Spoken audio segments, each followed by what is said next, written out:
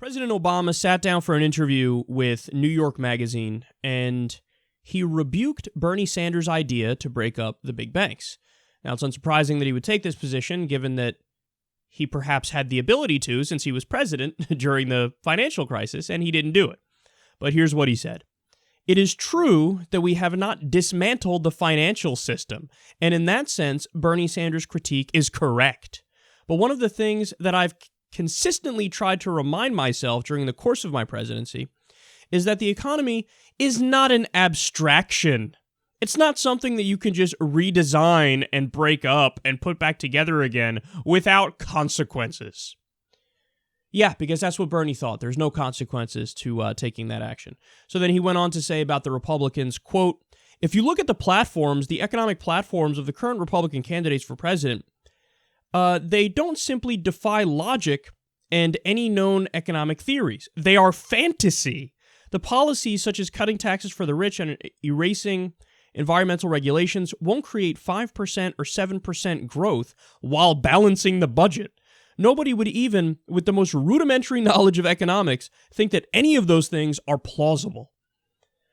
Okay, so this story is really telling and really interesting because it shows how Obama is quintessential corporatist Democrat or new Democrat, which means he's of the Bill Clinton mold, he's of the Hillary Clinton mold, and it's this position that, oh, come on, we're above the fray. We don't fall into partisan politics.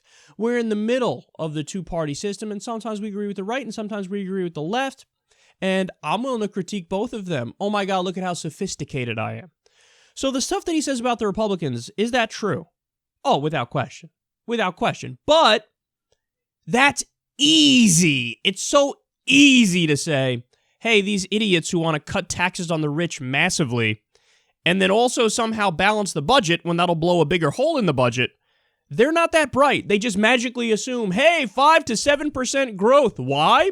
I sprinkled my free market fairy dust on you and now the economy's growing. Yay!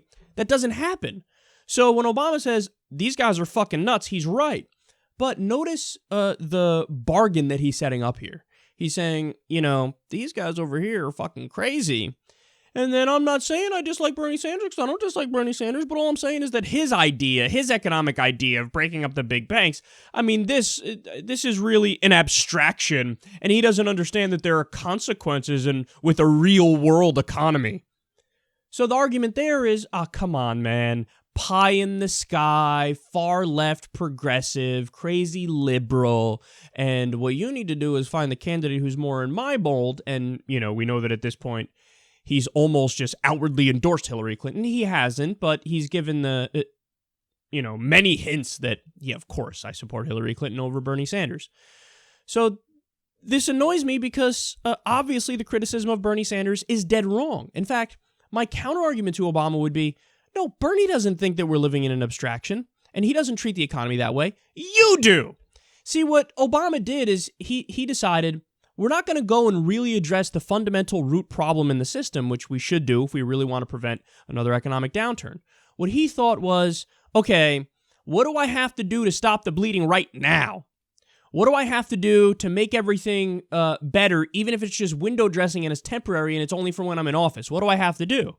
And then the answer from many of Bill Clinton's former economists, who did a fairly shitty job later on with all their deregulation, the answer was, okay, give a massive bailout to Wall Street, a massive bailout to our financial institutions, no strings attached, and then we'll turn away and hope that it all works out. And that's what they did. You give a tremendous amount of money to the financial institutions, you don't bail out the people, you have no strings attached, so they turn around and give bonuses to the same people that bankrupted the companies. And what's the benefit? What happens? You do have, as we're witnessing right now, a temporary reinflation of the bubble. So the stock market went all the way down to, what was it, like 6,000 or something like that?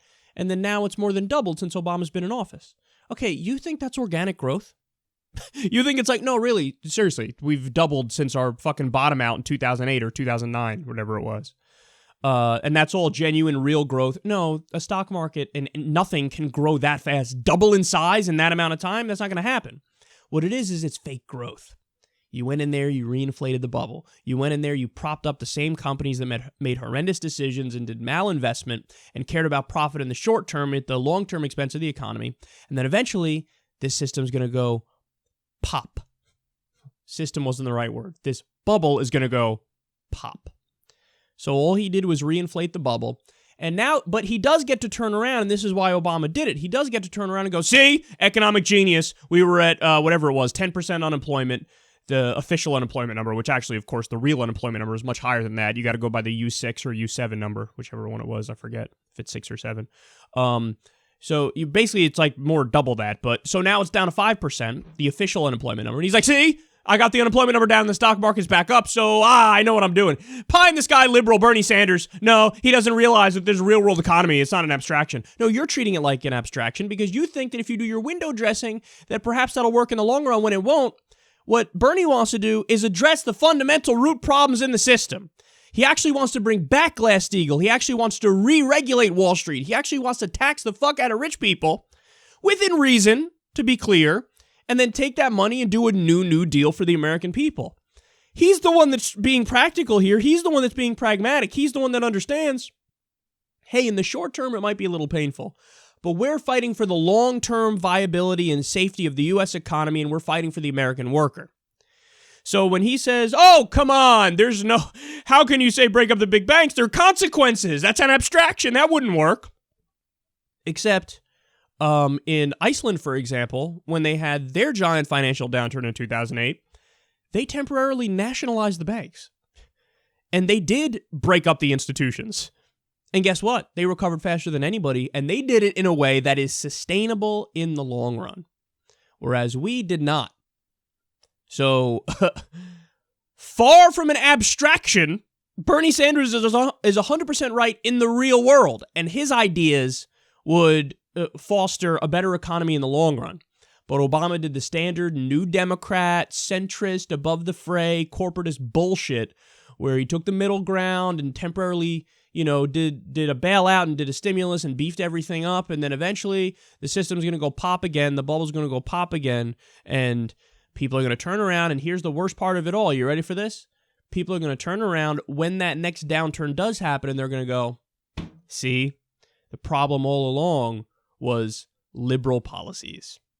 The problem all along was that we had Dodd-Frank, for example. We did the re-regulation of Wall Street. Dodd-Frank is so incredibly watered down that it's a joke at this point. What's left of it is still a joke. Like they gradually have repealed certain provisions of it over time. And then the ones that are remaining are just a joke and this massive loophole. So they went right back to doing what they were doing before. But people will say, well, what do you mean? You did Dodd-Frank and then we had another crash. So it's the fault of Dodd-Frank. That's the argument people are going to make on the right. And guess what? That might resonate. People might go, yeah, that does make sense. We've had Democratic rule for the past 8 years, and now, we've had another downturn, however far in the future it is, So what do you mean? We had a Democrat, we tried Democratic policies, and it didn't work, so we got to go far right now. Except the reality is we had a Democratic politician who did super weak, centrist, in reality, center-right policies. So we had a Democrat and never really got Democratic policies. Never really got liberal policies or progressive policies. Progressive policies would look like FDR and his New Deal. We would have had to do a new deal and actually re-regulate Wall Street and bring back Glass-Steagall. We didn't do any of that. So the answer is not going to be we turned too far left. The answer is going to be we didn't go left enough.